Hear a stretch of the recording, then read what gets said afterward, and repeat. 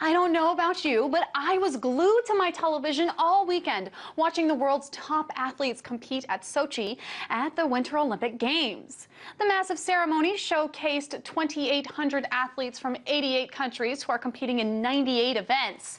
And right after that beautiful opening ceremony, competition kicked into gear. Let's take a quick look at the medal count up to this point. Canada leads with 7 medals, 3 golds, 3 silvers, and a bronze. The Netherlands and Norway take second and third place, also with 7 medals.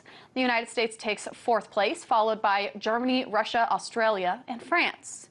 Now, today there were competitions for the men's 500-meter speed skating, women's ice hockey, women's singles and luge, and a number of other sports. I spoke earlier with RT correspondent Paul Scott. He's reporting from Sochi, and he gave us some highlights from over the weekend.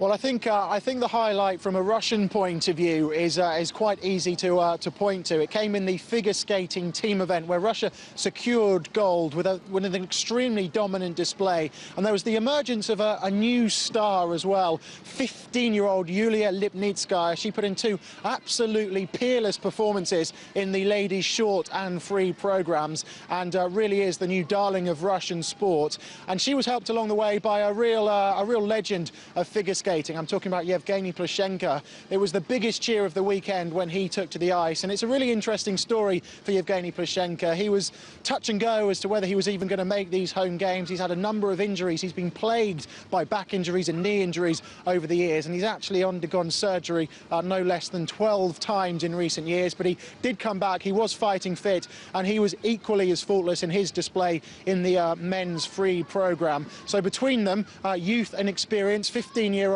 Yulia Lipnitskaia becoming one of the youngest ever gold medal winners in any Winter Olympics, in Winter Olympics history, combined with the legend and the fans' favourite that is Evgeni Plushenko. I think that was undoubtedly the highlight for Russian sports fans over the course of the weekend, and I think the hope is, certainly in the figure skating and of course other events, that there's plenty more golds to follow. Now, were there any surprising wins to happen over the weekend or even today? The surprises are at a premium at the moment. So I would say in some respects there's absolutely no surprises, certainly when it comes to the speed skating event, where the Netherlands, the Dutch, are absolutely dominant in that. In 2 events so far, they've already had a 1, 2, 3, gold, silver and bronze in 2 events. So they are absolutely dominant. Sven Kramer, he claimed the men's 5,000 metres event in the speed skating down in the Adler Arena, down by the coast here in the Black Sea resort of Sochi. As I say, and there was silver and bronze also went to the Netherlands. And interestingly, today they're continuing their dominance with another 1, 2, 3, this time in the 500 metres. And there were a victory there were twins who actually secured medals, so the Dutch keeping it in the family. One of the twins won gold and the other one won bronze. So no surprises, I would say. Dutch dominance in the speed skating. Now, Norway has historically dominated the Winter Games. Are they continuing that trend this year? Well, Norway have won more medals in Winter Olympic history than any other country, and they took the lead over the course of the weekend. They were on top of the medals table, and as we talk right now, they are still very much there or thereabouts. I think pretty much in 3rd place at the moment, just behind the Netherlands and Canada. Let me tell you one interesting story of Norwegian Ole Einar Bjørndalen. He won the biathlon 10K sprint event on Saturday, to make him the joint record holder for the most amount of Winter Olympic medals in history, ironically, or perhaps not so surprisingly, alongside another Norwegian. Now, this evening, he had the chance in the 12.5K pursuit event to become the single most decorated Winter Olympian in history, but unfortunately all he needed was a top 3 finish in the 12.5K pursuit event.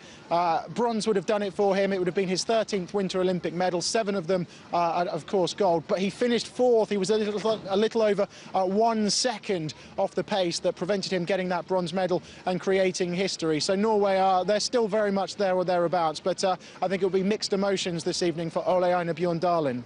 Now, Paul, I can hear behind you music. I can see a lot of people moving around, despite the fact that it's actually pretty late there in Sochi. So what is the atmosphere like for you as a journalist covering this?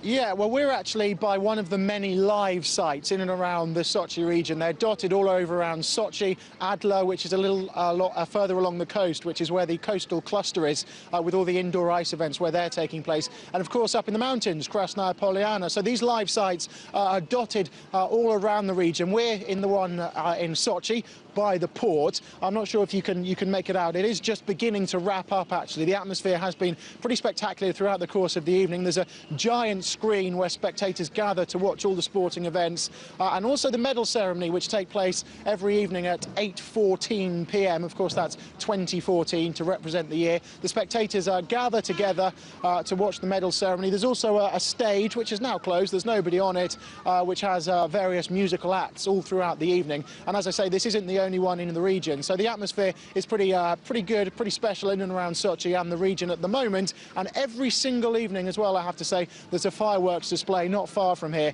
and no expense is spared. It's pretty spectacular. Now, one of the things that has been obviously dominating the headlines recently is the security situation in Sochi. So what is the security situation like from your perspective in the Olympic Village? Well, the organisers were keen for the security presence to be reassuring rather than overbearing. There are around 40,000 police and security officers who are in and around the Sochi region at the moment. And as I say, the organisers were keen that the presence wasn't intimidating, it wasn't overbearing. And I think it is reassuring. Everywhere you look, you do see a small gaggle of police officers walking around. It does reassure you that the area is pretty secure.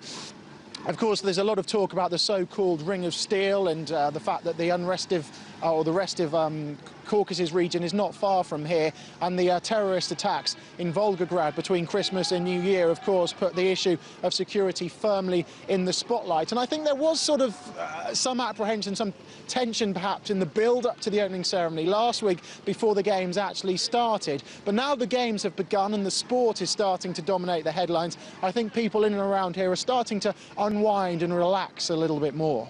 RT's Paul Scott bringing us the latest from Sochi's Olympic Games of 2014. Thank you so much. Stay warm.